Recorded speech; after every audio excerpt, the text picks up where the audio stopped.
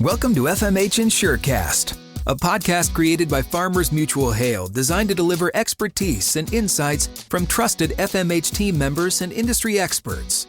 Each new episode will dive into new products, industry updates, and innovative solutions. Let's get to today's topic. Well, hello and welcome back to the FMH InsureCast. Today we're well into harvest, and as production numbers come in, farmers may be wondering if they have a claim this year. So our main topic of the day is going to be harvest production claims and any tips and tricks that we have for you on those harvest production claims. My guest today is going to be Zach Allsup. He is the Assistant Vice President of the Field Claims team. Zach, welcome to the show. Please introduce yourself. Yeah, thanks, Ryan. As Ryan mentioned, my name is Zach Allsup. I'm the Assistant Vice President of Field Claims. So I am responsible for the field operations across the country for the crop division.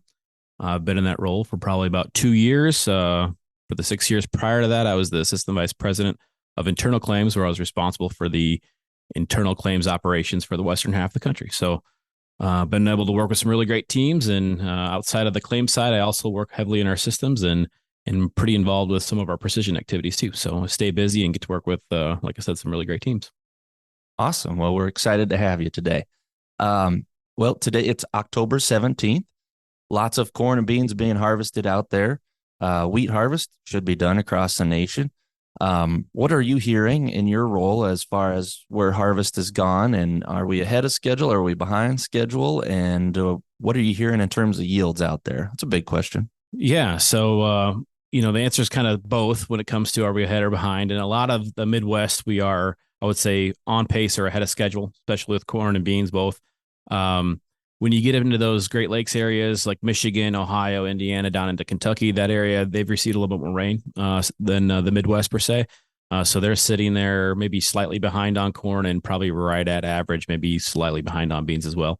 In general, though, with your Midwest, Missouri, up through Minnesota, the Dakotas, even in Nebraska and Kansas, we're plenty ahead of schedule on both corn and beans. So things are going pretty good on that side of things. It's dry out there, hearing about some fires that we're having out there. So just be careful if you're listening. Outside of that, yields definitely spotty. I mean, that's kind of the story, right? Is with some of these areas impacted by drought, you're seeing some spotty yields. You're still hearing a lot of talk around that at APH level. We'll talk obviously a little later of what that means. But yeah, I think with those droughts that we had early on, we're seeing some of that rear its head when it comes to yields. But in general, harvest is, like you said, well underway and probably ahead of pace for most of our listeners here. Awesome. We were talking yesterday and then again this morning. One of the other big themes of the year is going to be price drop, right? So we are actually, I just looked at the calendar. We're 11 days into our pricing period for the month of October, which for most of you is the harvest pricing period for corn and soybeans. And we are significantly lower than where we started in the spring for our prices. So talk to me about where we're at so far and how that might impact our claim situation for 2023. Yeah, thanks. It's definitely the story of the year right now. I mean, it started out early this year. People were talking about drought a lot, right? But as we've entered fall, we are setting our harvest price or our fall price. As most of our viewers probably know, we have our spring price, which is set as an average price in the month of February. And then your fall price is set with the average price of October. And right now we're sitting approximately 17% under on corn and probably about a 7.5% drop on soybeans. When you look at those percentages, if your yields are coming in around that APH level, you can overcome a 7.5% drop on the beans. That's not too bad. But where you're really looking at is that 17% loss on the price of corn. And that's exactly why you buy revenue protection as an insured, right? Is to protect you for the highs and lows of price as well as yield. So even if we're talking about producers that are still producing their average, that APH, they're still finding some of those, depending on the coverage level they bought, they're still falling into a loss area. So I do think that's going to create a lot of claims this year. I think that the majority of them won't be necessarily large claims, but I do think claim volume will probably be fairly high this fall because of that price decline. But I think that we have the staff, we have the people, we're there. It's what we do. We'll get through it and we'll work with them. So I think that's going to be it's going to be pretty hard to pick up on that price decline. I think you got a few days left, obviously 20 days or so to still try to make up ground, but it's going to be tricky since it is an average to pull that price up. Yeah, so I think it's probably safe to say we're going to fall within a pretty tight range of where those prices are. It's $4.90, by the way, right now on corn for your harvest price, $12.74 on beans, both of which are almost exactly $1 under our spring prices. But you mentioned something about the value of the revenue protection policy. So I wanted to take a brief moment to just remind folks how that policy works and why a revenue protection policy really shines in a year like this versus just a yield only policy. So first things first, just a reminder how you come up with that guarantee. It is your spring price times your APH times the level that you chose. So in 2023, that spring price on corn is $5.91. Take that times your APH and then the level that you chose. That dollar figure per acre is the number that you have to fall below in order to trigger a claim. And so many of those guarantees were $800, $900, $1,000 for the 2023 season. And now to determine whether or not we fall below those levels, we just take your final yield and we multiply that times the fall price. Now, the biggest difference between those two is that we're multiplying your production times a fall price of $4.90, but to come up with your guarantee, we use the spring price of $5.91. And so that is a big difference. 17.5% was what Zach mentioned earlier. And essentially, if you fall below that guarantee, that difference becomes your claim payment. So if I did the math and my guarantee ended up being $900, and then I took my final yield times the fall price of $4.90, and it ends up being $850, that's a $50 an acre payment that's coming from a revenue protection policy. If I have just a yield only policy, I don't get the benefit of multiplying my production times that lower fall price. And so you're much less likely to have a claim with a yield only policy. And that's the value of the revenue protection policy. So just wanted to remind folks of that.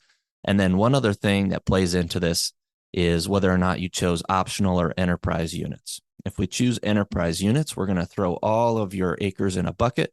You might have some that have exceeded your guarantee, some that have not, and we're going to add them together to determine if you have a claim or not.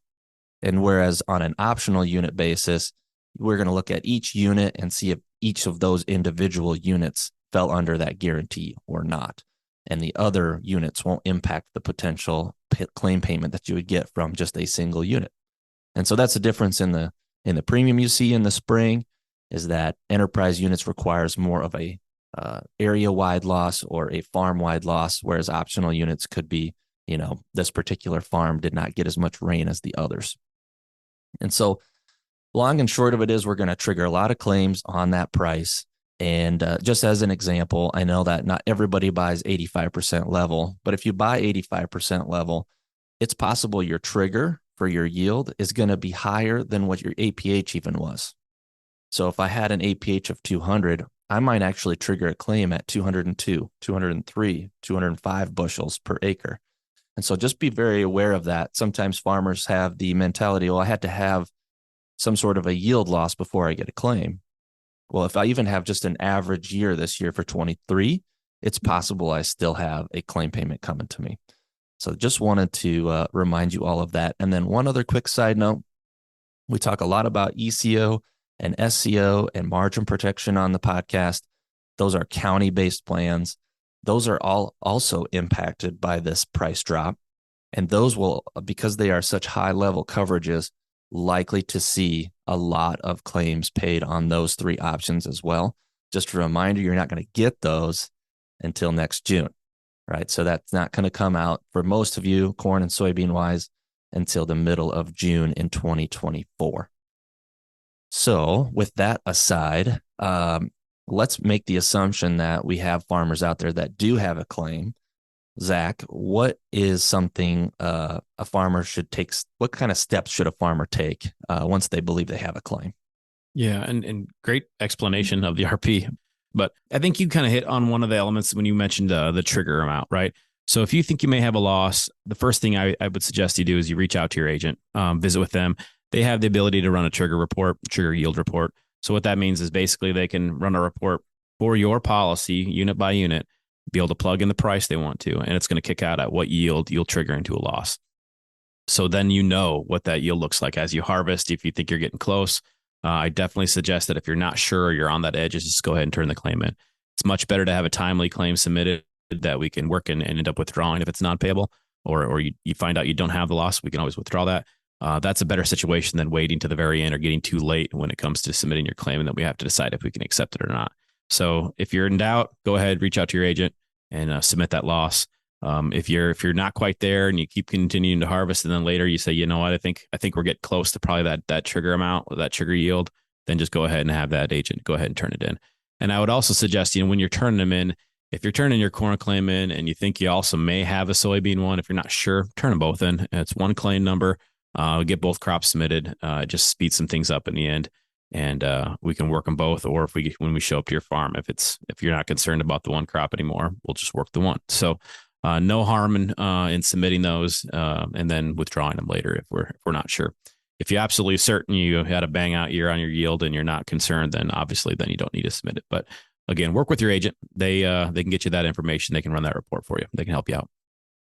And safe to say, and I won't ask you to go through the full explanation, but safe to say, it's not something we want to sit on, right? There are some deadlines eventually where it does become too late to turn in a claim.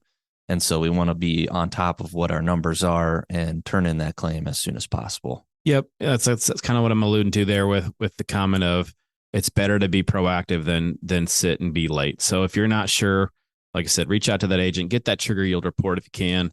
Have that in your back pocket, if you will, and pay attention as you're harvesting out there. Or if you already know where you're landing on your yields, then start those conversations early, get those losses turned in, and then we can reach out to you and start scheduling when we can meet with you to go over your records. So let's pick up right there.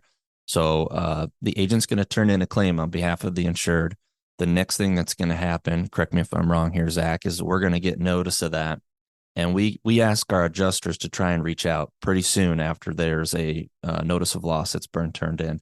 We assign adjusters to agencies so that they kind of have a certain amount of business that's assigned to them. And when those claims get turned in, we try and get communication with the farmer within a couple of days, correct? Yeah. So we try to hold up to the standard of 48 hours. Within 48 hours, we're trying to reach out to you. If it's in an extreme year, we may have the agent reach out to you on behalf of us to let you know we do have your claim. But for the most part, we're trying to get a hold of everybody, let them know, hey, just so you know, I got your claim. This is kind of the claim load, and start those early conversations with the insured to say, hey, what are your expectations? What's your availability? Where are you at within the process? Are you ready for us? Those types of conversations. So perfect. So they get the phone call. They, as in the farmer, gets the phone call from our adjuster. They set an appointment. What should the farmer have ready to go once they are getting ready to prepare for that visit with the adjuster? Yeah, I mean, the first thing, once you submit that claim, our adjuster gets that immediately, and so it's a matter of where they're at in their work day, where they're at in their workflow when they're going to make that call. Again, we're looking to try to make that first contact with you within that 48 hours. So with that being said, is when you have that conversation with your agent, you submit that loss, expect a phone call, and it's probably not going to be from a phone number that's saved in your cell phone, right? So, my big ask is, I know we don't like to answer phone calls anymore that aren't from numbers saved in our phones, but if you have an agent or an adjuster calling you or trying to get a hold of you, please try to answer those calls. And if not, respond to the message, because one of the biggest things you can do to help us out and to help yourself out is just have open communication with that adjuster. They're out there to try to find every penny that you deserve and work that claim quickly and accurately and get you your money as soon as possible, right? So open communication with that adjuster will help. I would also say in that initial conversation, again, discuss your urgency for payment even. If you're one that really is really wanting to get that money in your pocket as soon as possible, let them know. And they'll try to work with you as far as their availability and their workload. If you're one that's maybe not as concerned about getting your money right away, and maybe even you prefer to receive it after the first of the year, that's a common request we get. They can, we're going to have plenty of claims this year. We can prioritize claims as need be. If you're the one that's not in a big hurry, we can put you toward the bottom of the pile. And if we're not getting there till December on your claim, we can even offer to hold the claim for up to 30 days for you. So we've got some flexibility there. So the big thing again is don't avoid us to try to delay things. Just go ahead and work with the adjuster to set appropriate timelines and set your meetings. Once you have your meeting established, record keeping's king, right? So you want to make sure you have your production all ready to go, have it separated by unit, make sure you're keeping the production separate. I would say that if you're one that hauls your grain to town, one of the new things that we've offered this year, which is really handy for everybody involved, is if you can request your production records from that elevator in a CSV file or an Excel format, our adjuster crews can import all that production straight into our system. So they don't have to sit there and key. So if in the years past, if you've had an adjuster sitting in their truck or on their hood of their truck, plugging away on their computer, or maybe sitting at your table for an hour plugging tickets in, they don't need to do that if we have that in Excel. We can consume all that data right into our claim system, and it reduces down on keying errors, right? We don't have to type all those tickets in. So it's faster for us and more accurate for you if you can get that in Excel format. So that's fairly new for this year. Looking to get that information in there.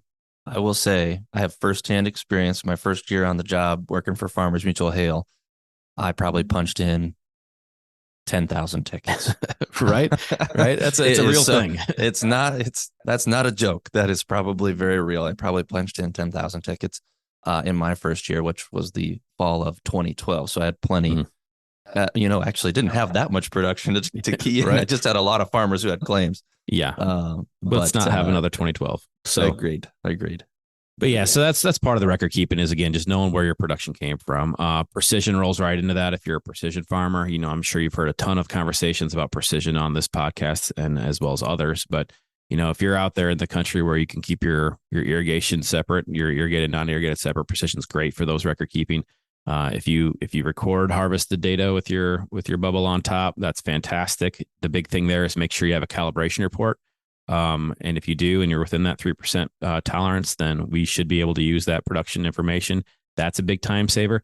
If you have a policyholder center account, which I hope all these listeners do, not only can you pay your bill and set up ACH and things of that nature, but you can also submit your precision data through your policyholder center account. And if you do that, we can consume that right into our claim system again, have that already assigned to the units, provided you can upload your calibration report there as well. So the adjuster truly can get all that information and have a lot of that ready to go when they show up for their visit. Most of it would be reviewing it with you and getting a signature. So precision's a great time saver for both the adjuster and the insured. And again, it just results in getting paid timely.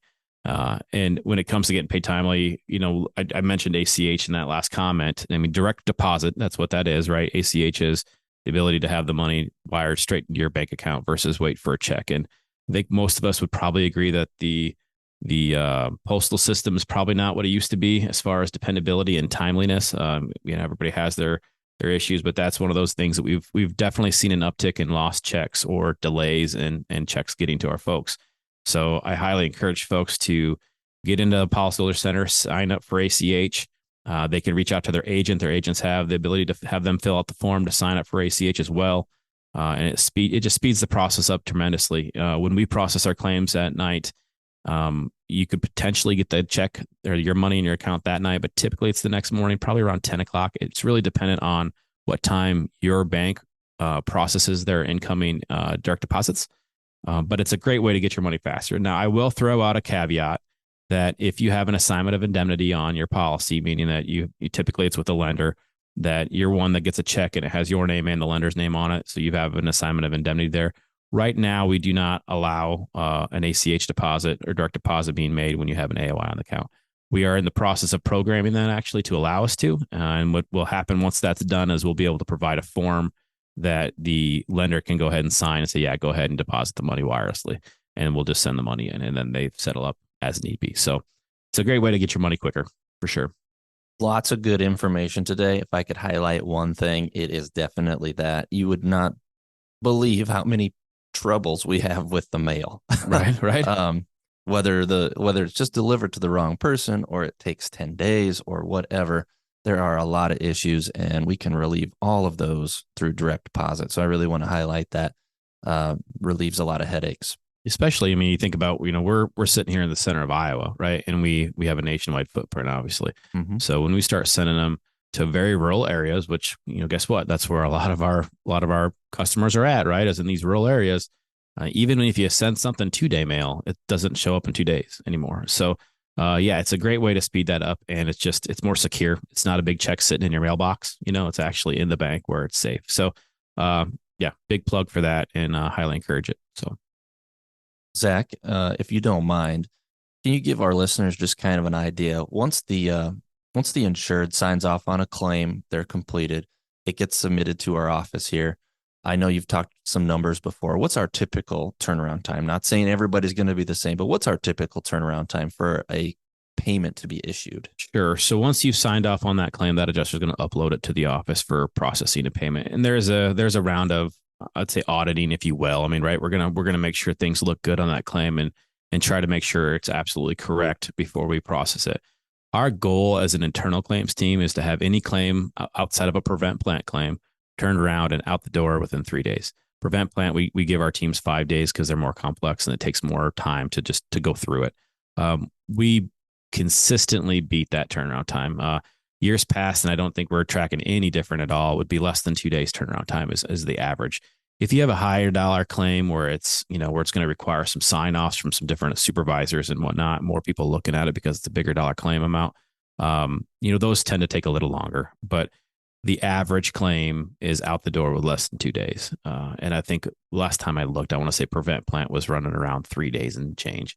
So we're quite prompt in getting that money turned around and out to you as soon as we possibly can. That's what we pride ourselves on. We've got a great team of analysts in the office that process that. They work hand in hand with the adjuster staff, as well as their supervisors out in the field if need be. They're great at prodding you if they're waiting for your sign off on a claim, but they do turn around pretty quick. But if you're concerned about a claim that's sitting out there or that you've maybe signed off on and you want an update, there's kind of two different options there. One, you can go ahead and reach out to your agent. Your agent can jump into our system and see who the adjuster is, what their contact information is.